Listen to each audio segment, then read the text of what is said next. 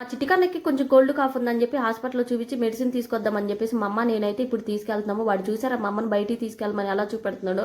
ఇంక పగలైనా నైట్ అయినా ఎక్కువ ఎత్తుకుని బయట తిప్పామనుకోండి ఫుల్ నవ్వుతా ఉంటాడు. లేదంటే ఏడుస్తానే మన చుట్టూనే తిరుగుతానే ఉంటాడనమాట. ఇంక హాస్పిటల్‌కి వచ్చిన తర్వాత వాడి వెయిట్, ఫీవర్ మొత్తం చెక్ చేపిచ్చేసి ఇంక ఓపీ అయితే రాపిచ్చాననమాట. మనకన్నా ముందలుంటారు కదా! వాళ్ళైతే వెళ్ళిన తర్వాతే మనము వెళ్ళాలి కదా! అంతసేపు అయితే మా బాబునైతే బయట కూర్చోబెట్టేసి ఆడిపిస్తా ఉన్నాము. మా ఓపీ వచ్చిన తర్వాత ఇంకా డాక్టర్ చూయించుకోవడానికైతే లోపలికెళ్ళాము. ఎప్పుడు ఓపీ చూపించుకున్నా కూడా ఏడుస్తూ ఉండేవాడు అనమాట. డాక్టర్ దగ్గరికి వెళ్ళగానే ఈరోజు ఎందుకో మంచిగా నవ్వుతా చూయించుకున్నాడు.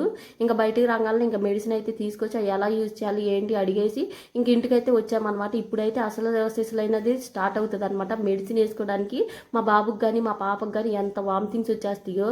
వేసినంతసేపు ఏడుస్తూనే ఉంటారు. వేసిన తర్వాత అది మొత్తం ఫుల్ కక్కేస్తారనమాట. మా పాప అలాగే చేసేది, మా బాబు కూడా అంతే. మెడిసిన్ వేసుకోవడానికి అయితే ఫుల్ ఏడుస్తూనే ఉంటాడు. ఈ 4 ఒరిజినల్ వాయిస్ అయితే క్లిప్ పెడతాను చూడండి. మీరైతే లైక్ చేసి షేర్ చేసి సబ్స్క్రైబ్ చేసి